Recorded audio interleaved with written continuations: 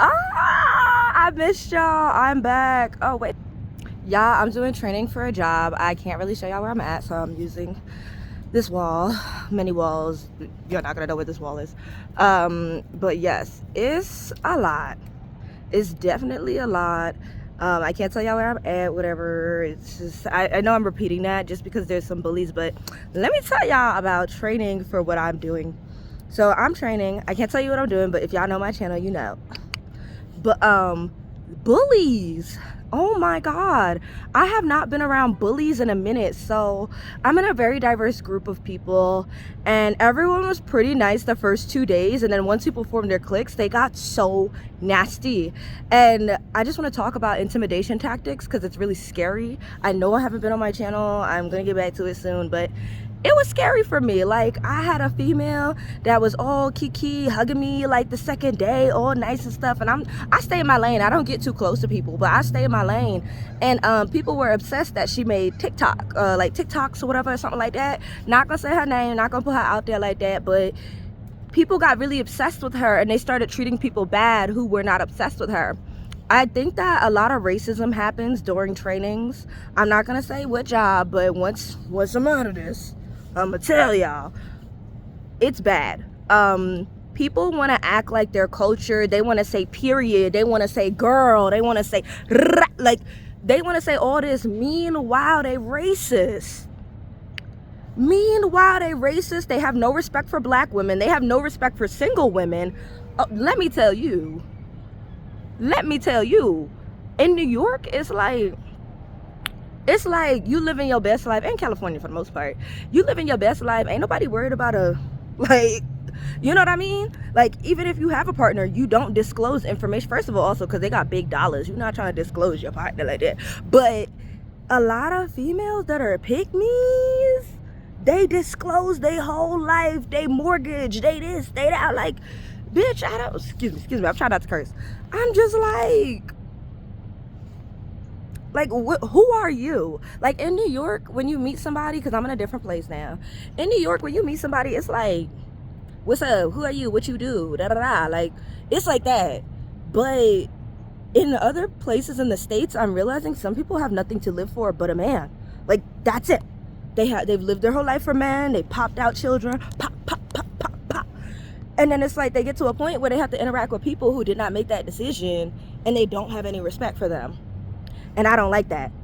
It doesn't matter if you have a man. It doesn't matter if you have kids. It doesn't matter if you don't have kids. It doesn't matter. You are you. I care about you. What do you do? What do you want to do?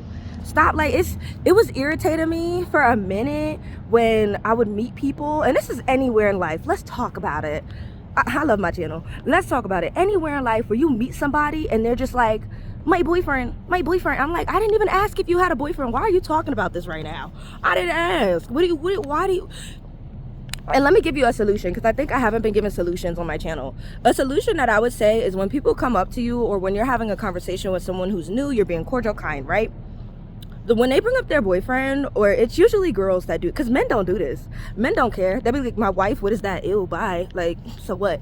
Like, that's why men, like, y'all got it, because women pick-me's do it too much. So basically, you'll have a woman be like, oh, my boyfriend. Meanwhile, you didn't ask, you just said, hi, how are you? Walk away. Ignore the conversation. I recently got bullied at my training, and they did like intimidation tactics, like talking around me, talking at me, telling me to move my seat, telling me that it was my turn during class to speak when it wasn't, trying to confuse me, trying to throw me off my game. Basically, I have a group of females that are pick-me's in my training camp, and basically they're being so nasty. Like I said, I can't say names, I can't say where I'm at, can't say what, where, da da da. But when I tell you, give me a year, because I really think this is a thing. And I'll say a year when it comes to names.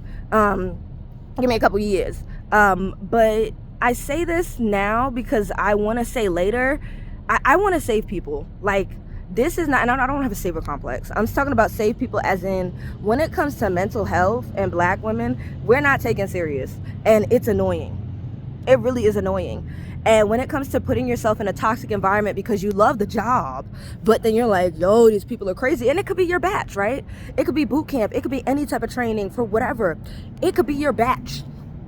You don't have to be friends with everyone. Please realize that. You do not have to be friends with everyone. So if you're doing training for a job and you're realizing that people are not your people, or they're bullying you, or they're not kind to you, there's one thing, if they're not your people, to be in the back burner and be by yourself and da-da-da.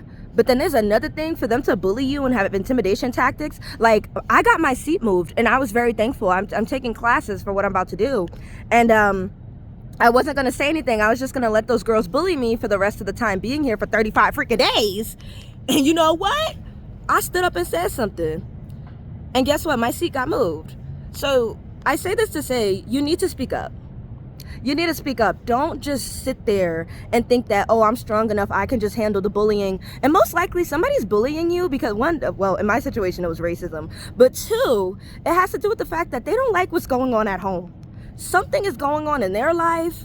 They don't like it and they're taking it out on you. And it's not right.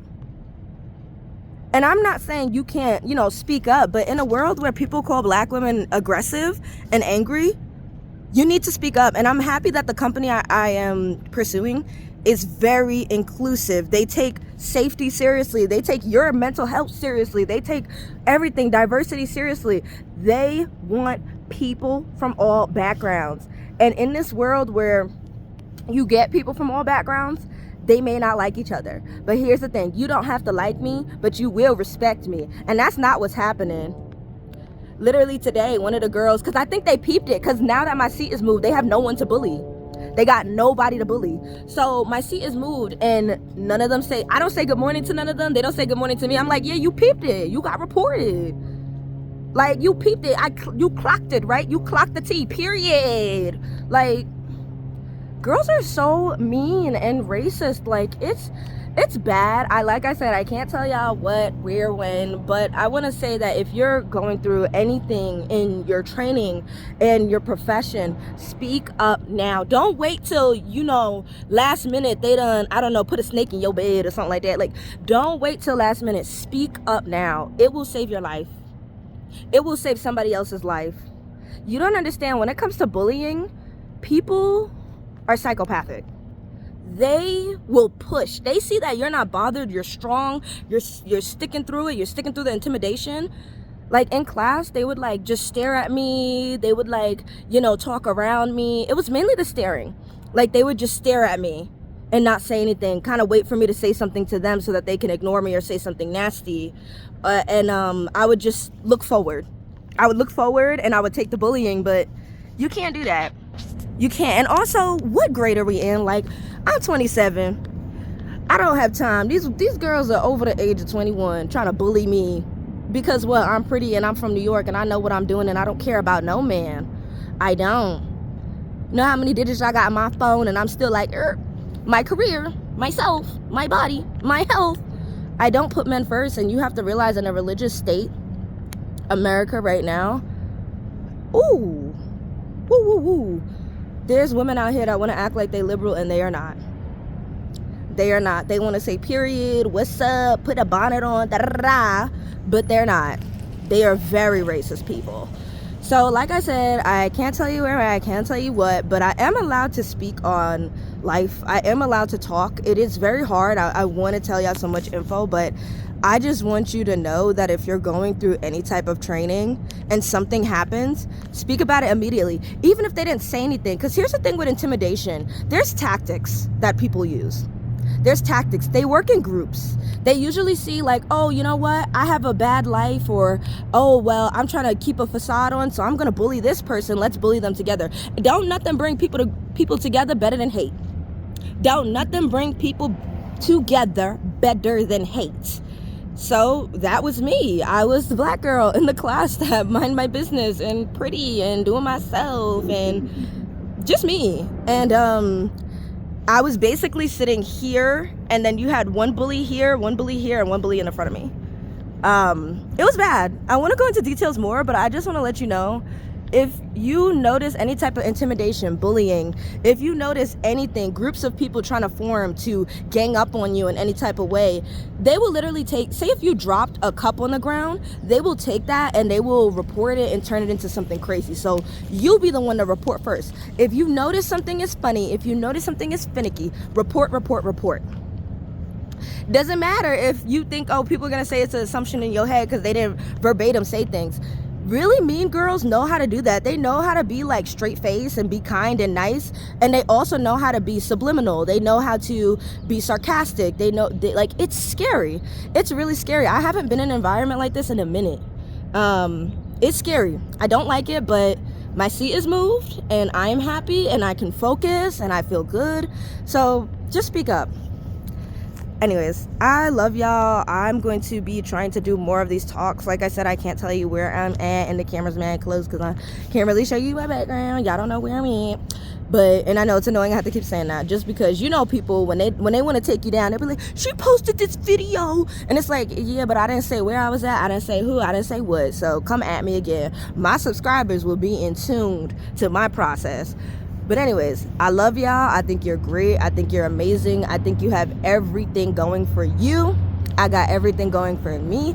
And don't let people who are hiding behind a curtain because their life is ish take you down because you're confident and you're doing you. So keep to yourself. You don't have to be friends with everyone. But also know, just because you're not friends with someone doesn't give them the right to disrespect you. I think that might be the title. Just because you're not friends with somebody doesn't give them the right to disrespect you. We might make a TikTok today. Love y'all.